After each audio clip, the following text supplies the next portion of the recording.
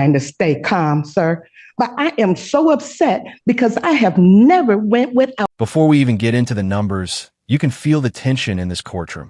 A tenant standing firm, a landlord saying the money never arrived, and two money orders that somehow ended up in the hands of a roofing company and someone named Susanna Vera. This isn't just about rent. It's about receipts, missing payments, and a 94-year-old mother caught in the middle. Did the system fail her, or is there more to this story? Stay with us, because what unfolds in this hearing will test patience, proof, and the power of paper trails. You. Doing good. Can you state your name for the record? Arteria. Hello. How are you? I'm doing just lovely. Thank you for asking. How are you? All right. And also Dorothy Williams. All right. So last time we were here, there was $1,066.69. How much is owing at this point? Your Honor, I have rents to retain of $856.64, cost of $240, for a total of $1,096.64. Yeah, went up a little bit. All right. How are we going to get this paid off? It's already paid, sir. They lost it. Okay. They lost my rent. Hold on. I have receipts. I gave them receipts. She took a photocopy of it. Who? The lady that was up there in the rent office. Her name was Dana. We don't have management because everyone has quit. And my rent came up missing, and the woman that was there, she quit or got fired. Now, okay. All right. Are you going to have your January rent? Yes. Okay. When are you going to pay your January rent? On the 3rd. Okay. Then here's what I'm going to do. What's your monthly rent? $657 plus the water bill. My mother is 94 years old. Yes, I recall, ma'am, the last time you were here. I'm trying to stay calm, sir, but I am so upset because I have never went without paying the rent. And here these people got me up in here defending myself, and I got receipts. A bag of receipts. A bag. So you pay your $657 plus whatever your other charges are. You're going to pay that by January 3rd, 2020. Yes. 25. Okay. Yes, I pay it every that rent. So this way the number doesn't get worse. So everything is done, and then we can try to figure out where we go from here on this. I'll adjourn this then to January 10th, 2025 at 3 p.m. Hello? 3 p.m. Okay, at 3 p.m. Okay? Yes, and sir. We'll figure it out in terms of what was lost and when it was lost and anything along those lines. Okay? Yeah, and can I say something? They told me that I had to run this thing down. I called MoneyGram. MoneyGram said that one money order was cashed on the 7th. Another one was cashed on the 8th. What the heck? What the heck? Okay. And then you're going to send me papers talking about find it? You find it. I told them, you lost it, you find it. Doggone they time. I'm not happy. I'm not happy. My mother is 94 years old. She has a colostomy bag on one side and a tube in her gallbladder on the other side. We cannot afford not to pay our rent. She's 94. Ma'am? Doggone they time. Ma'am? Yes. Yes, sir. What I need you to do is, if you got confirmation that those were cash, I need you to get written confirmation from MoneyGram that has happened.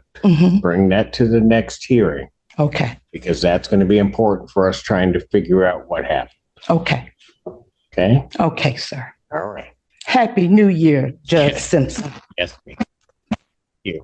And Happy New Year to everybody. Your Honor, Yes, ma'am.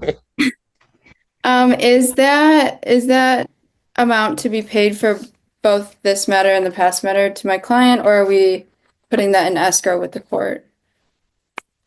She's going to pay it to your client. She's gone, but that's where I'm sure she's going to pay it because. Okay. Oh, but you know what, Judge Simpson? Yes, ma'am. I have so much on my plate and I know what I've done. And when you know what you've done and someone is trying to tell you you didn't do it, I'm like, but here it is. Would you give this to Judge Simpson, please? Are you just going to do what she says? I know. I was scared. No, I got you. Okay, what am I looking at? You're looking at the receipts that I was telling, the money orders that I bought for the rent for October. And all this time I was telling you, someone up in that office took my money orders. Okay. I'm trying to. No, right now you're not listening to what your mama told you, right? Right? Yeah. Okay. And you have not shown this to counsel? No, I didn't show it to anyone, but my mom and you. And you see where it looked like they whited it out? You know, Susanna Vera, who is she? Who? Susanna Vera. If you see on one of those money orders, I do, that says Susanna Vera, I don't know who she is. And on the other money order, it was made out, crossed everything out, and made out to a roofing company. I don't know nothing about no roofing company. I don't. So with these money orders, you're saying you put them into? I put them, I done, if I didn't have time because we don't even know when the office is open anymore. I know, but you know what, sir? Musa. Okay. Take it down. Okay. You are not going to make it through this hearing without. If you need to yell at me. I can take it. No, just go ahead and yell at me. People do all day. Well, doesn't bother me. I take the robe off, go home. I'm fine. Oh no. But what I'm trying to say, sir, if you look at it, both of them, it seems like somebody whited out. I'm shutting up. You're not telling me the truth on that. Because you're going to say so. You're just going to be quiet for right now. Be quiet. Okay. All right. Turn my head. Be quiet. Ms. Dornbush, you haven't seen these. And I have not, Your Honor, and just giving Ms. Reeves the benefit of not seeing them and that what she's brought to the court is what I think it is. I don't think there's any dispute that Ms. Reeves purchased money orders, but even based on that, there's also no dispute that my client didn't receive that money either. And so I know there's a process. I absolutely agree with you on both those points, unless, and I don't want to. What's the name of the roofing company, Your Honor? I do not know a Susanna Vera at the Arbor Woods office. I do not believe that individual is an employee there. It says LLB Soffit and Gutter Seals, maybe, or. And Your Honor, if the court's able to scan those over to me, I'm happy to review those. Yeah, we will. I was going to do that. In the interim, I know MoneyGram has a procedure for Ms. Reeves to dispute that the payee is the intended payee and to request that they be reissued to the intended payee. And I don't necessarily have an objection to continuing this court case and having her pay the ongoing charges while those disputed amounts are hopefully reissued by MoneyGram. Yeah, I don't know if the problem is the last paragraph and you'll see it when it says that they're saying after the purchase of the money order, MoneyGram is not responsible for the acts of purchaser pays and others which may result in a dispute. Confirmation of a cash. And I think that's for the intended payee. You know, if there's a dispute between the purchaser of the money order, Ms. Reeves, and her intended payee, Arbor Woods. But here, those individuals that cashed those money orders were not her intended payee. Ms. Reeves was certainly not intended. No, I agree Ms. with you. Vera or the roofing company. Well, I'll let you read it. I read what they're trying to say a little bit differently. I thought she was going to be quiet. No, go ahead. Because, sir, she keeps saying that I purchased these money orders. Hold on. Let me stop you. Okay. Okay. Ms. Dornbush is representing her client. Yeah. She's not trying to make an accusation necessarily against you. What she said at the very beginning is absolutely true, and it's something I agree with.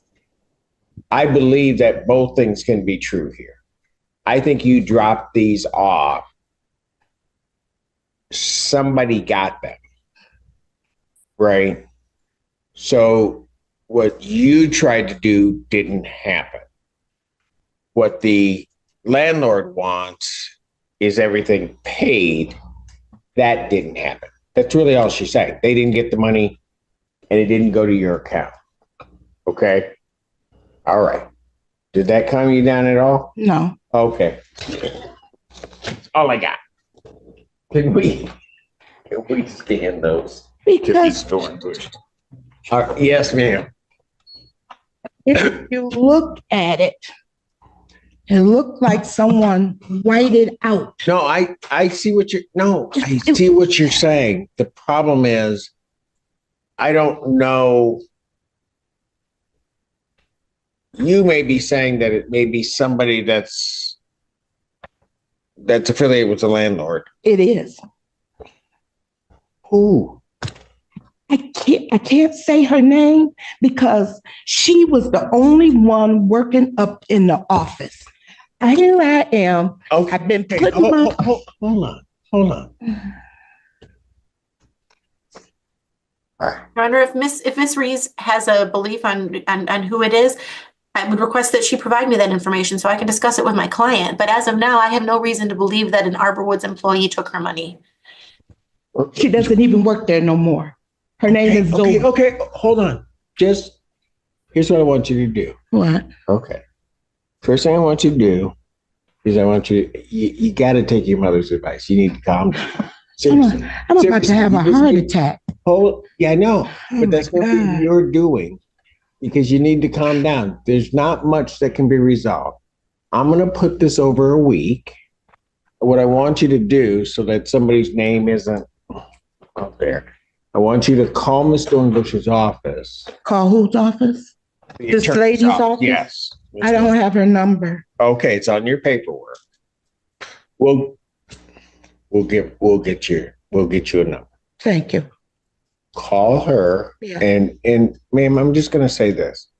She's willing to take the name. She may not be able to get to an answer. Mm-hmm. Okay. Even after she talks to her client, she may not be able to get to an answer. But one of the things that I expect from all people is that you treat people with respect. Yeah. So when you call her, I don't want any of this. Yeah. If I get a report of any of this, I am not going to be happy. I know. She wants to take that. She doesn't even have to do that. No, quite she frankly. doesn't. She has offered to do that so she can talk it over with her clients Okay. about it. Okay. Okay. So you treat her right. I will. I will. And I know that she will treat you right. I will. Okay. Yeah. It doesn't mean that people have to disagree. Yeah. Can I say something else? I cannot stop you. I haven't been able to stop you yet. Yeah. Go ahead. If you look at my pay log, I have never been late for my rent. That is about the 20th time you have told me that. I know. Between the times you've been here. I know. Everybody can see that. Okay, Judge Simpson. My mama told me to just behave myself in here today. And do you think you did that? Yeah. No. Okay. January 31st, 2025. What time? 1 p.m. 1 p.m. Okay. I'll be waiting with bells on. Okay. All right. Okay. Let's break down what just happened here, because this case is more layered than it first appeared. On one side, We have a tenant who insists she paid her rent, armed with money order receipts and confirmation from MoneyGram that the payments were cashed. On the other side, the landlord's position is legally straightforward. The funds never reach their ledger. And in landlord-tenant law, proof of payment isn't just about purchasing a money order. It's about the intended payee actually receiving it. Judge Simpson took a balanced approach. He acknowledged that both things could be true. She attempted to pay, and the landlord didn't receive the money. That's a critical legal distinction. Instead of rushing to eviction or immediate judgment, the court issued a conditional dismissal, essentially pressing pause while the MoneyGram dispute process plays out.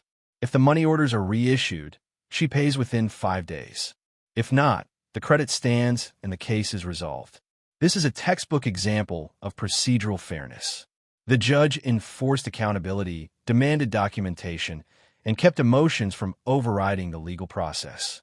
And that apology at the end, that human moment reminds us that courtroom battles are often fueled by fear, especially when housing security is on the line. Now I want to hear from you. Do you think the responsibility falls on the tenant for ensuring delivery, or should the landlord bear some risk when payments are mishandled internally? Drop your thoughts in the comments. And if you found this case as shocking and intense as we did, make sure to hit that like button, share this breakdown with someone who loves courtroom drama, and don't forget to subscribe for more jaw-dropping legal cases explained step by step.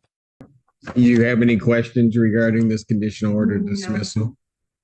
Ms. Reeves, when you first came in, you were just yelling at me. Well, Then you came in again and you were yelling at me again. Judge Simpson, please accept my apology. But No, I'm used to getting yelled at. I'm good. But you know what?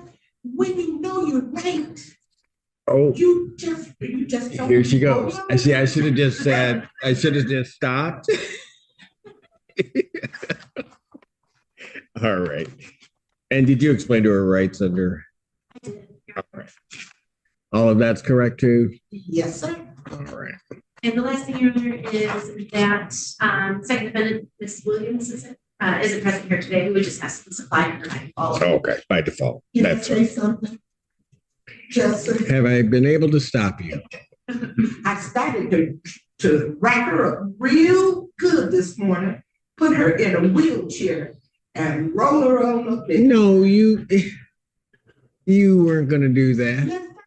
See, I would have loved to have met her, but you didn't need to do that. All right.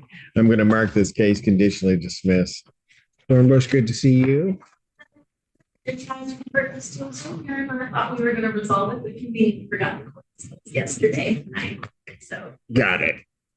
Well, good. I'm glad we're. Bye-bye. Bye, Ms. Reeves. Take care. Yes, you do. And you know what? You're always welcome here. I don't want to. Okay. Wow. Wow. You're hurting me now. It's just good to see you. Okay. All right, Ms. Next time I Reeves. see you, it'll be on TV. Okay. Thank you, Ms. Reeves.